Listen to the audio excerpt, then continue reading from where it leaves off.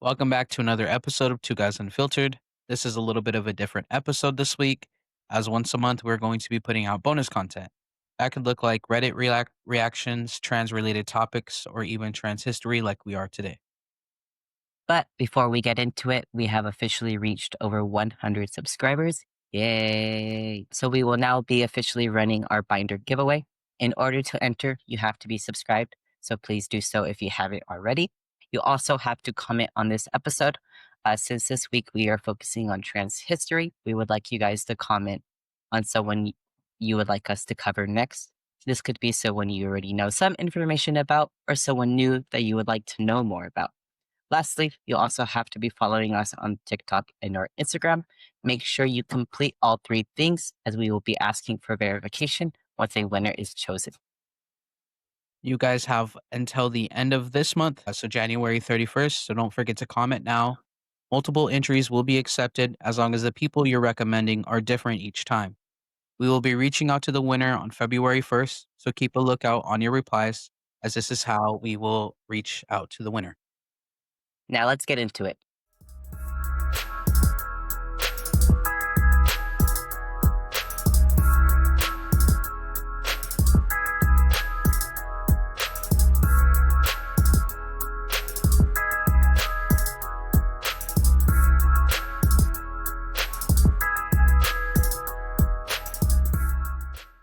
So, August, tell us the person you've chosen to share with us this week.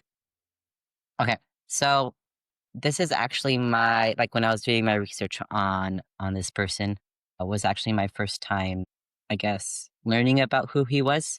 I actually saw one of the creators I follow on Instagram or TikTok or whatever, and they posted about him during Trans Day of Remembrance. So the person I'm covering this week is Nicolas Gogan. He was born January 1st of 1992 and then passed away on November 1st of 2019. So who is Nicolas Gogan? He is described as an artist, an activist, a self-proclaimed fairy trans father to all that knew him. And in doing my research, low-key, kind of hard to find information about him. There's not much, but I did find a memoir that was created by Erica, which I'm assuming was like his childhood best friend. The memoir is titled A Tribute to the One and Only, Nico Gogan. I will put the link in the description if you guys want to read more about the memoir, but I will kind of give you guys a little summary and little excerpts of what Erica has said about him. So Nicholas was the most fearless person that Erica knew. He was always itching for more, always trying to push the limits, always trying to try new things, question anything that he was told. Erica recounts one of these memories of them having god-awful gin drinks and god-awful soggy popcorn as they lay down to watch Across the Universe together, where they laughed, cried, and talked about the meaning of life. She also recounts that when he was kicked out of his house, doesn't really say why he was kicked out, but when he was kicked out of his house, Erica and her parents welcomed him into their home. And for about a month or two, they were able to spend every second of every day together. And I felt as if this really solidified the relationship between Erica and Nico, where first they were kind of friends, but after spending every waking day together, they kind of became like siblings instead. Erica describes how amazing of a human and how nice of a human Nicholas was. He would always work on special projects for people without any hesitation or expectations of financial compensation for his work. He was always so selfless and giving, especially when it came to art. Erica also describes Nicholas as being woke before it became a mainstream word. He lived his life so freely, unapologetically. He would never dream to judge or put someone else down for how they lived their life. And he made everyone feel accepted, special, and validated. I also found that there's actually a nonprofit that was made in his memory. The nonprofit is called the Nicolas Gogan Foundation. So they obviously are aware that we live in a deeply unjust system that heavily impacts the lives of trans and non-binary individuals. They believe that every trans individual should have the resources to live their authentic life, but because of transphobia, discriminatory laws, inaccessible healthcare. This can be an uphill battle for a lot of people. So they try to support the well being and success of the transgender community by providing mutual aid for healthcare, housing, legal services, and they also provide educational and professional development services for trans people in need. And I just wanted to give some testimonials from people that have received services from the Nicolas Gogan Foundation. So this is a testimonial from a trans woman named Cupid. She says, speaking as a young Black trans woman, stuff like this is truly a blessing. I'm incredibly grateful for little miracles like these. They're like shooting stars. We can't only want better for the trans community, we have to pursue it. In another testimonial, a trans man named TJ. He's a chronically ill and disabled trans man. He relies on support from affirmed doctors, medical staff, and hospitals to sustain his healthcare needs. We as trans people know that affirming specialists and medical staff can be sometimes hard to come by. His service dog, Alan, works as a seizure alert and response dog, as well as PTSD alert and response.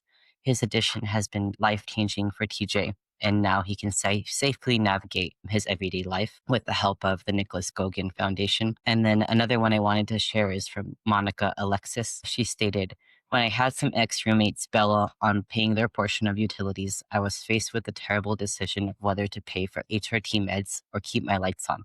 But because of the Nicolas Gogan Foundation, I don't have to make that decision. So I think it's really awesome what this foundation is doing. So if you guys want to donate or read more about the Nicholas Gogan Foundation, I will leave the link to it in the description as well.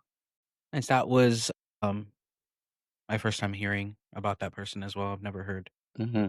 his name before either. So I'll have to look him up and do more research on him. You know where the organization's located?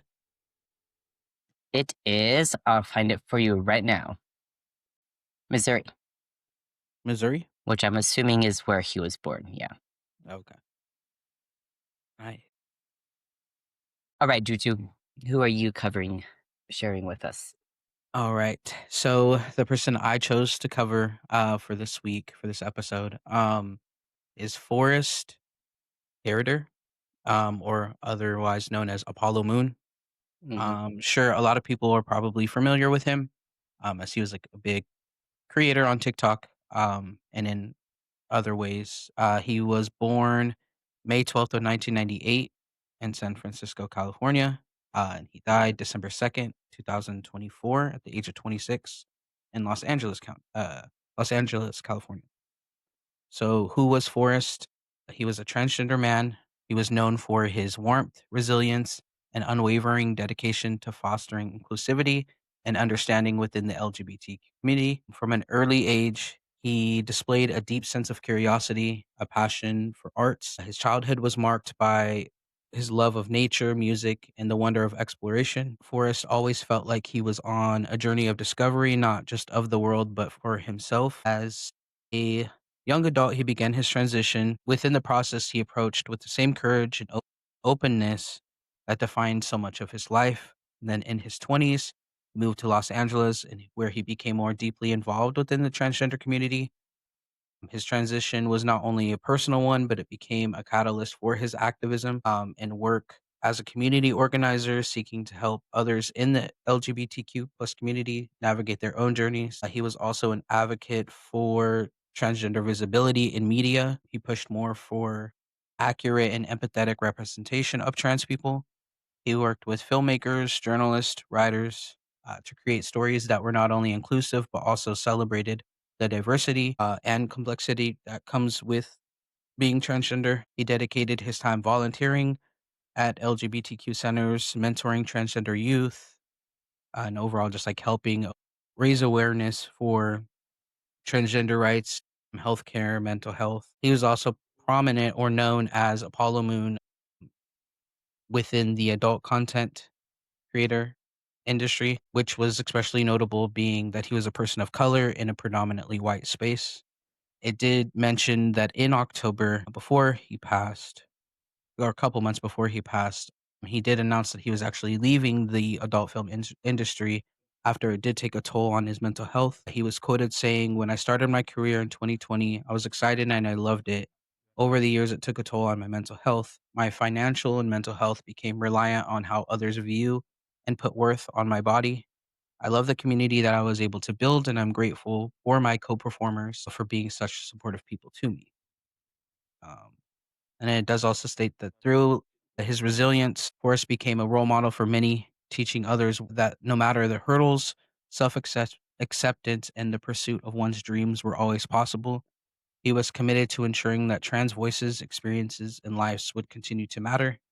And so I did find and do some research on a couple of quotes that he had said or that stuck out to me. So, one being, I want this generation of trans men to be open and honest about their feelings.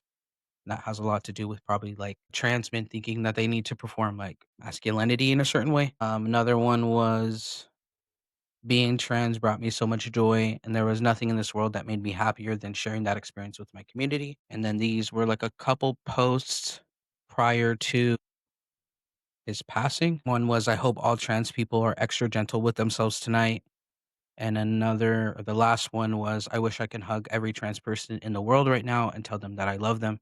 So those last two kind of like, to me, would describe what type of person he actually was. And this was found on his throughout his obituary, I believe. So where that information that I found. I love that he was always, like, breaking the construct of what being a trans man was or Mhm. is, or being a man really is, um, like, to the very end, obviously. And like his confident like for so when I first started watching him, I was like early in my transition, and it was like just watching like his confidence in being who he was, but he also Mhm. talked about like, oh, I did have to break this down and I did have to like unlearn things and learn what my behavior was and stuff like that. So Right. overall I believe he was like a pretty good person. For sure, definitely. So thank you guys for watching. Don't forget to leave a comment so you could be entered into the binder giveaway. And don't forget to follow us on TikTok and Instagram. And as always, don't forget to like and share this episode with someone who needs it. Until next time, take care of yourself and each other. Bye.